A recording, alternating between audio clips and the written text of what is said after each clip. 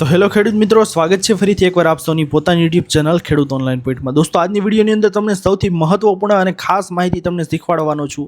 દોસ્તો, આજની વિડીયોની અંદર તમારે ખેતીની જમીનનું ટાઇટલની ચકાસણી કેવી રીતે કરવી તેનો આખો કોર્સ તમારા માટે લઈને આવ્યો છું। કેવી રીતે તમે ચેક કરી શકો છો કે જમીનનું ટાઇટલ છે તે તમારે ચકાસણી કરવાની, જેના કારણે તમે ખેતીની જમીન ઉપર કોઈ પણ કામ કરતા હોય, વેચાણ દસ્તાવેજ, નામ કમી, વહેંચણી કે પછી જમીનનું બિનખેતી કામ કરતા હોય તો તેની અંદર તમારે ટાઇટલની ચકાસણી કરવી ખૂબ જ જરૂરી છે।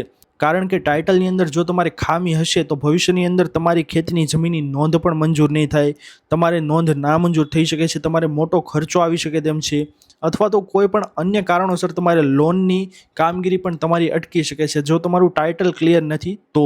તેથી કરીને તમે એન્યુરોડ નામની વેબસાઇટ છે તેની અંદર તમે ખેતીની જમીનના ટાઇટલની ચકાસણી કરી શકો છો। તો આ આખી પ્રોસેસ છે દોસ્તો, તે તમને આજની આ વિડીયોમાં જણાવું છું, જેમાં તમારી સર્વે નંબરને લગતી તમામ માહિતી, જૂની નોંધો તેમજ ખેતીની જમીન છે તેની અંદર જૂના હસ્તલિખિત 7 નંબર કેવી રીતે તમે ચેક કરી શકો છો તે તમામ પ્રોસેસ દોસ્તો આજની આ વિડીયોની અંદર હું તમને સૌને જણાવવાનો છું। વિડીયો પર બનેલા રહો અને ચેનલ પર જો નવા આવ્યા હો ને તો ફટાફટ અમારી યુટ્યુબ ચેનલ ખેડૂત ઓનલાઈન પોઈન્ટને સબસ્ક્રાઇબ કરી દો, જેના લીધે આવી જ મહત્વપૂર્ણ માહિતી આપ સૌને આ ચેનલના માધ્યમથી મળતી રહે। તો ચાલો દોસ્તો, આજની આ વિડીયોને શરૂ કરીએ। તો દોસ્તો, હવે તમને સૌને જણાવી દઈએ કે સૌથી પહેલાં તો આપણે કઈ વેબસાઇટ ઉપર જઈ અને ખેતીની જમીનનું ટાઇટલ છે તેની ચકાસણી કરી શકીએ છીએ।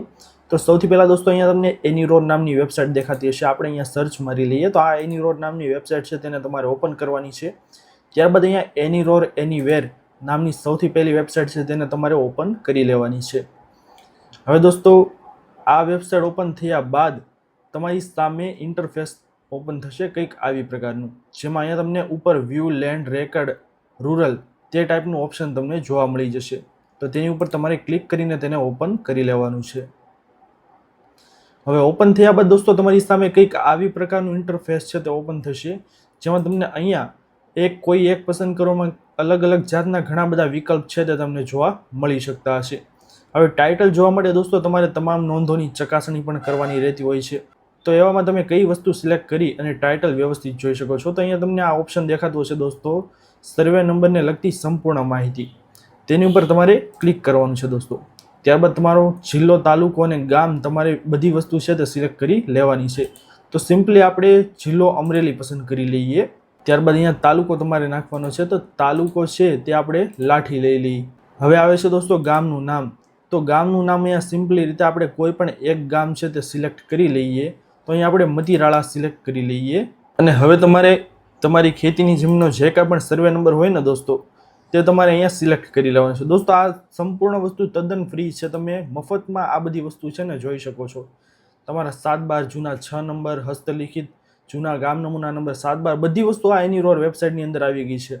તો હવે અહીંયા તમારે આ કેપ્ચર કોડ જે નાખવામાં આવેલા છે તે તમારે અહીંયા નાખી દેવાના છે।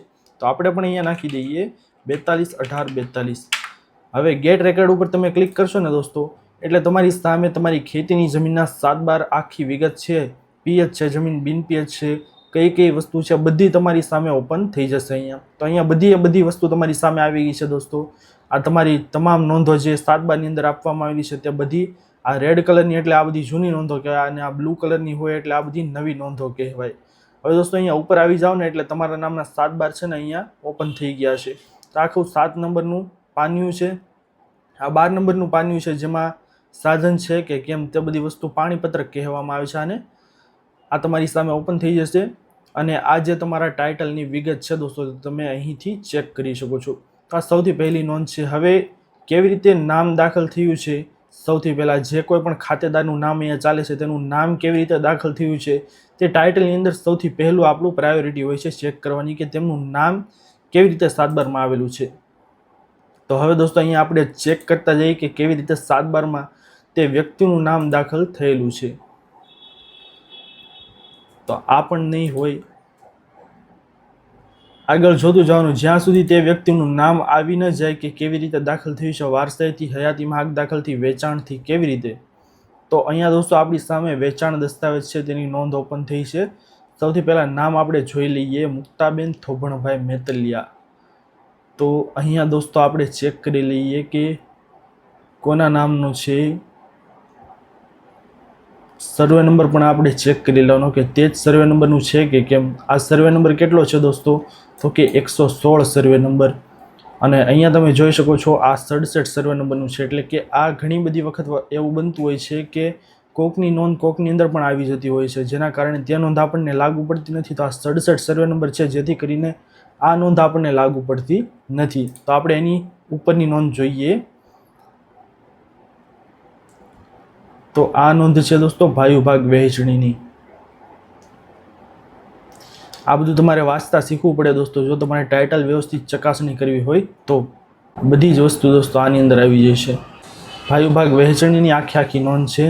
તો અહીંયા તમે જોઈ શકો છો દોસ્તો, તો થોભણભાઈ રામજીભાઈના વારસદારો મુક્તાબેન થોભણભાઈ, તેવી રીતનું અહીંયા લખેલું આવે છે. એટલે કે વહેંચણીથી આ જે ખાતેદાર જેમનું નામ સાતબારની અંદર ચાલી રહ્યું છે, તેનું નામ અહીંયા વહેંચણીથી દાખલ થયેલું છે. જી હા દોસ્તો, ખાસ માહિતી છે આની અંદર. જોઈ શકો છો તમે બધા કે અહીંયા જે કોઈ પણ વ્યક્તિ અવસાન પામેલ છે, થોભણભાઈ રામજીભાઈના વારસદાર મુક્તાબેન, અને સર્વે નંબર આપણો કયો હતો? તો કે 116 સર્વે નંબર અહીંયા જોઈ શકો છો દોસ્તો, તે ખાતેદારના નામનો ચાલી રહ્યો છે. તો એટલા માટે આ જે વ્યક્તિ ખાતેદાર છે તેનું નામ ભાયુ ભાગને વહેંચણીની નોંધથી દાખલ થયેલું છે. ત્યારબાદ તેના ઉપરની નોંધ જોવાની છે દોસ્તો. અહીંયા શું વિગત દર્શાવવામાં આવેલી છે તે પણ તમારે વાંચી લેવાની કે ખેડૂત ખાતેદાર શ્રી પરસોત્તમ તથા મોહન તથા ભીમજી તથા સવજી તથા થોભણ તથા ભાણા રામજીના ખાતા નંબર 93 થી સંયુક્ત ખાતે જમીન આવેલ છે. ભાઈઓ જુદા થતા ઘરમેળે વહેંચણી કરતા પંચોની તથા પેઢીનામાંથી ખાતરી કરી આ નોંધ પાડવામાં આવી, જેથી કરીને દોસ્તો આ તમામ વારસદારો છે તેના નામ છે તેની અંદર ભાયુ ભાગ વહેંચણીથી દાખલ કરવામાં આવે. પોતપોતાના તમામના સ્વતંત્ર ખાતે આ જમીન છે દોસ્તો તે દાખલ કરી દેવામાં આવી, જેની આ નોંધ છે દોસ્તો તે દાખલ કરવામાં આવેલી છે. ત્યારબાદ દોસ્તો આપણે તેની ઉપરની નોંધ જોઈએ. તો પરસોત્તમ તથા વિગેરે થોભણભાઈના બધાના નામ તેની અંદર ચાલતા હતા. થોભણભાઈનું અવસાન હતું એટલે તેમના વારસદારોના નામ ચડાવવામાં આવેલા હતા, એટલે મુક્તાબેનનું નામ છે તે આની અંદર આવેલું છે. હવે દોસ્તો આ પણ એક ભાયુ ભાગ વહેંચણીની નોંધ આની અંદર છે. આ બધી નોંધો દોસ્તો તમારે વાંચતા અક્ષર શીખવા પડશે, કારણ કે આમાં થોડા પણ સારા છે, પરંતુ અમુકની અંદર તમને વંચાય નહીં તેવા અક્ષરો હોય છે, જેથી કરીને આ લેંગ્વેજ તમારે કદાચ શીખવી પડે આ બધી વાંચતાની. આમાં તમે જોઈ શકો છો દોસ્તો, આ તમામ વહેંચણીની આખી આ પણ બહુ લાંબી નોંધ છે. તેની અંદર આપણે શોર્ટમાં વાંચી લઈએ ને તો થોભણભાઈનું નામ ક્યાં આવેલું છે ને તે જ આપણે ચકાસણી કરવાની છે. હવે તો પરસોત્તમ મોહન વીરજી તથા સ્વર્ગીય થોભણભાઈનું નામ અહીં આવી ગયું છે દોસ્તો. તો તમામ વારસદારોની એક નોંધ છે જે ભાયુ ભાગ વહેંચણીની નોંધ છે, અને આ નોંધ કદાચ નામંજૂર કરવામાં આવેલી છે, એટલે કે તેના બાદની નોંધ છે દોસ્તો તે મંજૂર કરવામાં આવેલી હતી. તો અહીંયા દોસ્તો તમે જોઈ શકો છો, અહીંયા ના લખેલું છે, એટલે કદાચ આ નામંજૂર કરવામાં આવેલી હતી. સ્પષ્ટ તો આપણને વંચાતું નથી, પરંતુ ફરીવાર વહેંચણી તેની અંદર કરવામાં આવેલી હતી, એટલે કદાચ આ નામંજૂર જ થઈ છે.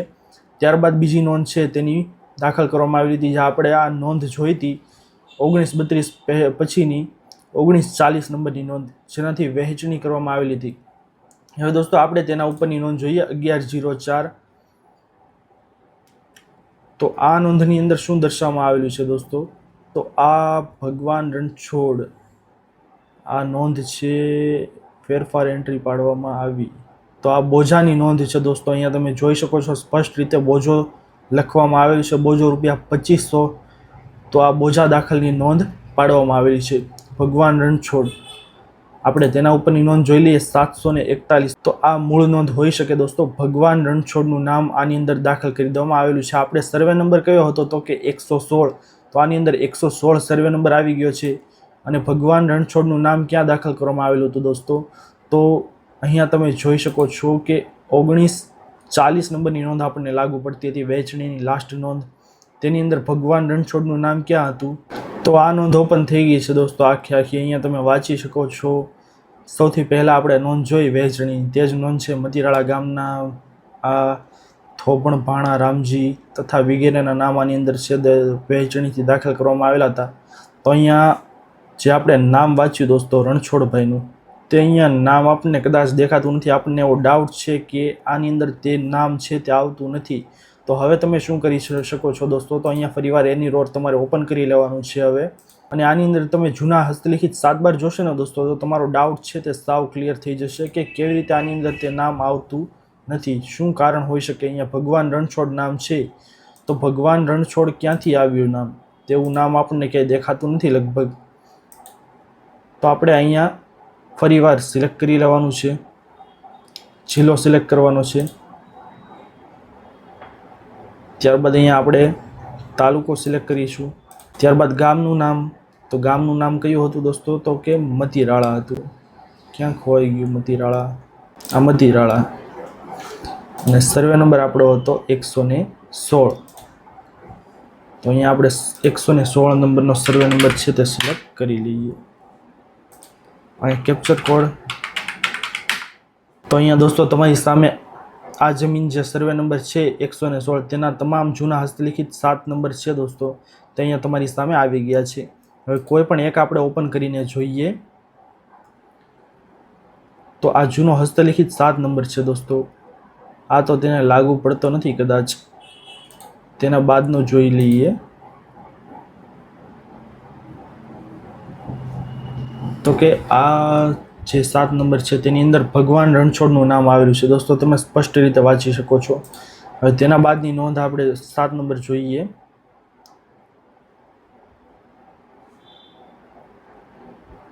તો ભગવાન રણછોડ, આમાં કઈ નોંધ આની અંદર મિસિંગ છે તે આપણે સૌથી પહેલાં તો જોઈ લઈએ. તો 741-1104, 741 આવી ગઈ. 1940, 1932 તેવી નોંધ આની અંદર આવે છે કે કેમ? 1940 ને 1932, તો 1932 નંબરની નોંધ તે છે આપણી પાસે. તો સૌથી પહેલાં આપણે ચકાસણી કરી લઈએ કે તેની અંદર રણછોડભાઈનું નામ છે કે કેમ, ભગવાન રણછોડનું. આ બધી વસ્તુ દોસ્તો તમારે કોમ્પ્લિકેટેડ રીતે જોવી પડશે, બધી એકને એક નોંધ વધારે પડતી વાર પણ તમારે જોવી પડે. તો અહીંયા તમારી સામે આવે છે દોસ્તો, આ તમે જોઈ રહ્યા છો, રવજી ભગવાનભાઈ વિગેરેના ખાતે આ જમીન છે તે આવેલી છે.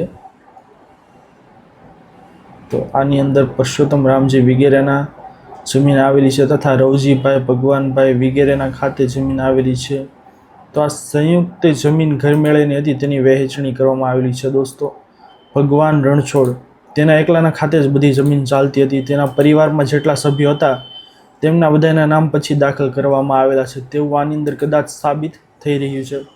પરંતુ વિડીયો લાંબો થઈ જશે, જેથી કરીને આટલું જ તે તમને ટાઇટલ હું જણાવી દઉં કે આવી રીતે તમે ટાઇટલની ચકાસણી કરી શકો છો. આ જૂના હસ્તલિખિત 7 નંબર છે દોસ્તો, તે પણ તમે અમુક નોંધો 7 બારના સર્વે નંબરની તમામ માહિતીમાં ન આપવામાં આવેલી હોય ને, તો તે તમને અહીંયા જૂના હસ્તલિખિત 7 નંબરમાં મળી જશે. તેમાં પણ નોંધો છે દોસ્તો તે હોઈ શકે છે, એટલા માટે. તો આમાંથી પણ તમે જોઈ શકો છો ખાસ કરીને. તો આવી રીતે તમે ખેતીની જમીનનું ટાઇટલની ચકાસણી આ બધી તમામ નોંધો જોઈને ચેક કરી શકો છો. કોનું નામ કેવી રીતે આવ્યું તે તમારે ચેક કરી લેવાનું છે. તેમાંથી નો નોંધ મળે તો તમે જૂના હસ્તલિખિત આ 7 નંબર જૂના છે દોસ્તો, તે પણ તમે જોઈ શકો છો. અમુક વાર નોંધો તેમની અહીંયા પણ દેખાડવામાં આવતી હોય છે, જ્યાં સર્વે નંબરની તમામ માહિતીમાં ન દેખાડવામાં આવે તે અહીંયા પણ આવતી હોય છે. એટલા માટે આ પણ તમારે ચેક કરી લેવાનું. હજી ટાઇટલની અંદર બધી લાંબી ઘણી બધી વિધિ છે, તે હું ક્યારેક સમય રહીને તમને વિડીયોની અંદર જણાવીશ કે કેવી રીતે તમે તે પણ ચેક કરી શકો છો. અત્યાર માટે એટલું જ દોસ્તો. આ ટાઇટલવાળો વિડીયો જોવાનો તમને પસંદ આવ્યો હોય ને દોસ્તો, તો વિડીયોને લાઇક કરવાનું ભૂલતા નહીં. ચેનલ પર નવા આવ્યા હો તો અમારી ચેનલ ખેડૂત ઓનલાઈન પોઈન્ટને સબસ્ક્રાઇબ કરી અને બાજુમાં આપેલા બેલ આઇકનને પણ પ્રેસ કરી દેજો, જેના લીધે આવી જ મહત્વની માહિતી આપશોને આ ચેનલના માધ્યમથી મળતી રહે. દોસ્તો મળી આવે પછીના વિડીયોમાં, ત્યાર સુધી જય હિન્દ, વંદે માતરમ.